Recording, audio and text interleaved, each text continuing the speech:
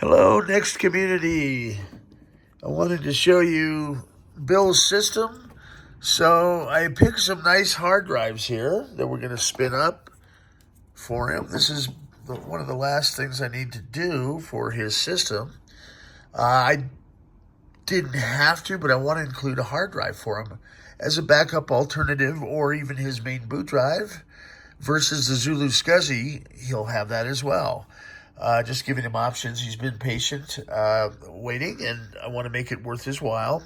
On the other front, I had a customer that sent me a drive saying they were having issues and couldn't get it to work. Well, I'm taking a look at it, and I think I've discovered the main problem. As I went to plug it in, this piece right here, if you look, I hope I can get that in there, was cracked. So somewhere along the way, they must have dropped it off their shelf. And if you can see the pins, this is where the problem is, okay?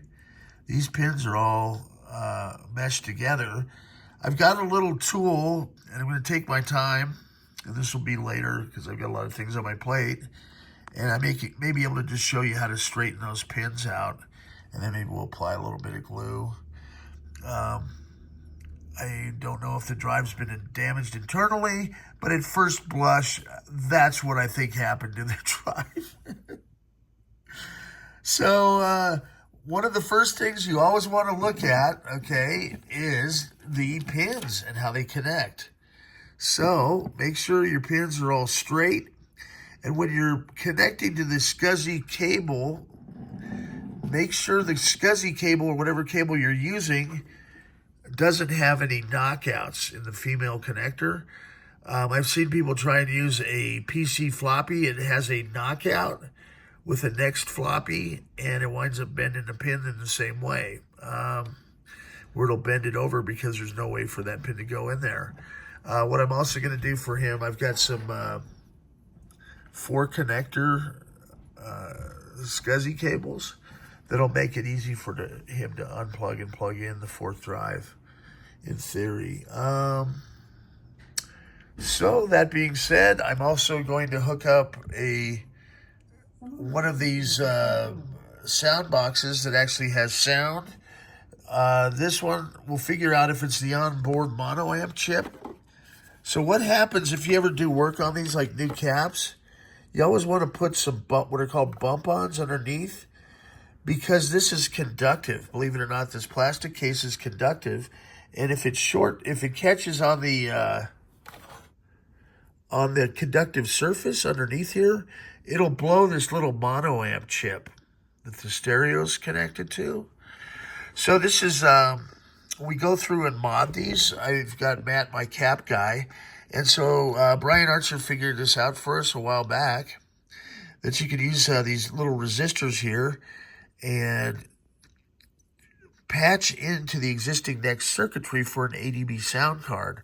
I had a ton of these that were primarily, not useful, but now all these years later, by having them dual compatible, because it works ADB and non-ADB, you just go ahead and we've got instructions on if you want a DIY one, or we've got his custom sound card he made for us that's dual compatible that I sell as well.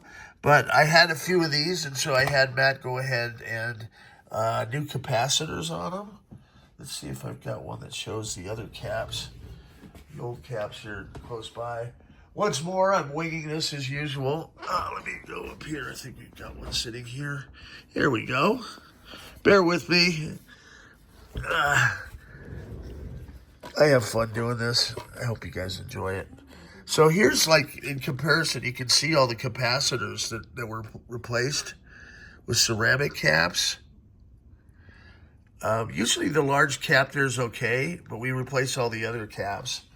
And it is a little labor intensive, but it's well worth it. I don't make anything when he does the caps. He's just a friend of mine that is here in town. I've known for probably 40 years. So it helps him out. He's got his full-time business of carpet cleaning and vent cleaning. And Matt Wingstrom, he's a good guy. Shout out to you.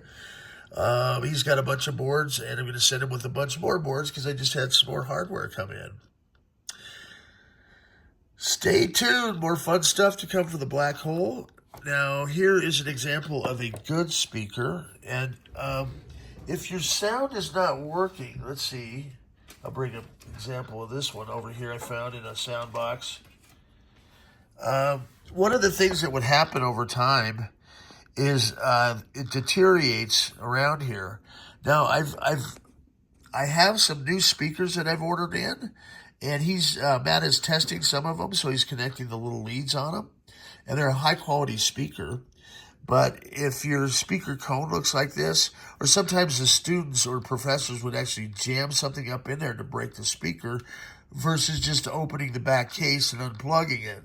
So if you don't have sound in your original Next monitor or sound box, it's probably because of something like this, or you had a short that caused that mono amp to blow.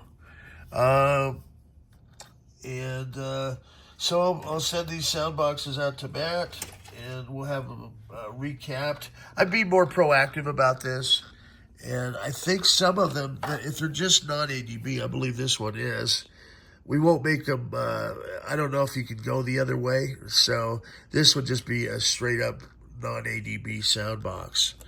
But I like to recap them for everybody, so stay tuned. More fun stuff to come from the black hole once more. And then we've got our Quokkas are selling like hotcakes, by the way.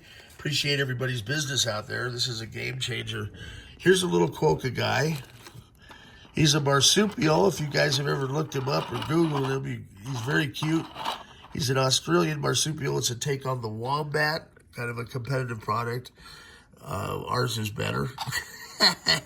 Well, ours does Next non-ADV, and we also have one for ADB. It lets you hook up USB peripherals, including, I made this little Millennium Falcon mouse, and it works, and it is wireless. So now we have wireless mice. I'm working on getting the wireless keyboards to work. I'm not sure if it's going to be a mapping application. Some of them actually, we've got the keyboards interfaced to where the power button actually works on non-Next keyboards, which is kind of cool. So, I'm printing out a bunch of the cases here as well with my 3D printing solutions. This is kind of fun. So, I'm reinvesting back into the business for you guys and getting everything organized here. It's fun for me, and, I enjoy it. I've got a couple assistants, so we're all in our 60s, and, we do a good job. Tom's out there. He's fixing my back porch today. I may show you that later. He's doing a fantastic job. And I've got the bookshelves. I don't know if you see that one. I'm going to show you how to assemble one of these rotating bookshelves here shortly, too, which is going to make it nice to display all of the software that I have available. So I've been sorting and organizing.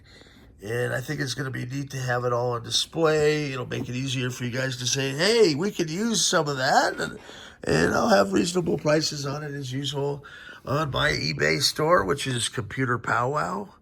And I've also got blackholeinc.com.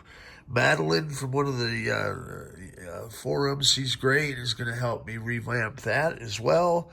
And I'm also multitasking because these take a minute to boot. So I'm going to be assembling the little cases I have printed out with the Quokkas, as well as some of Brian Archer's sound cards.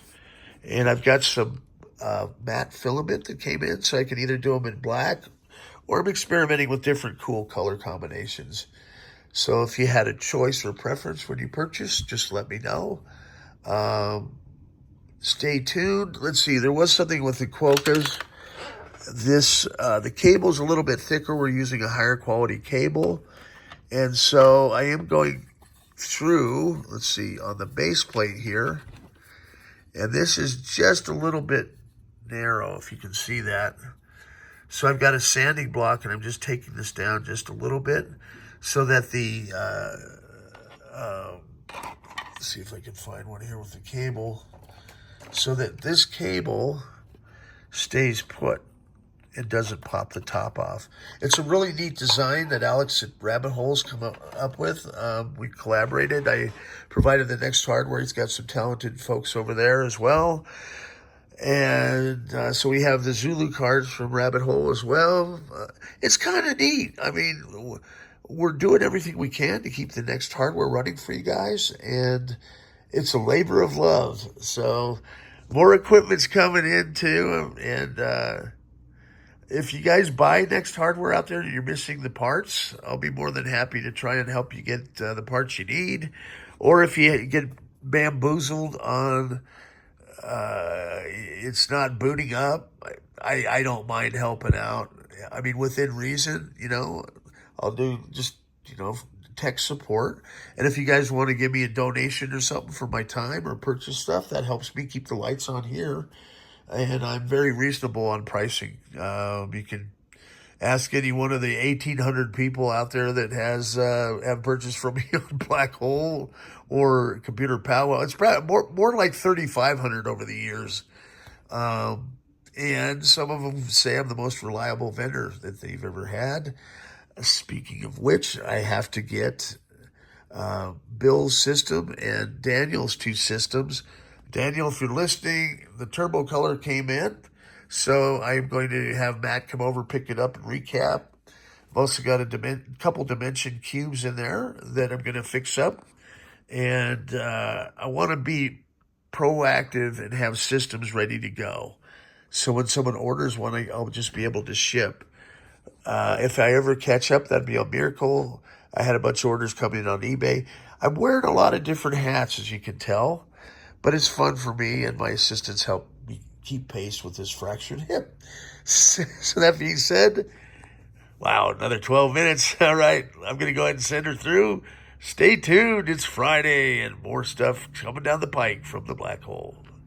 Peace out. Rob bless it.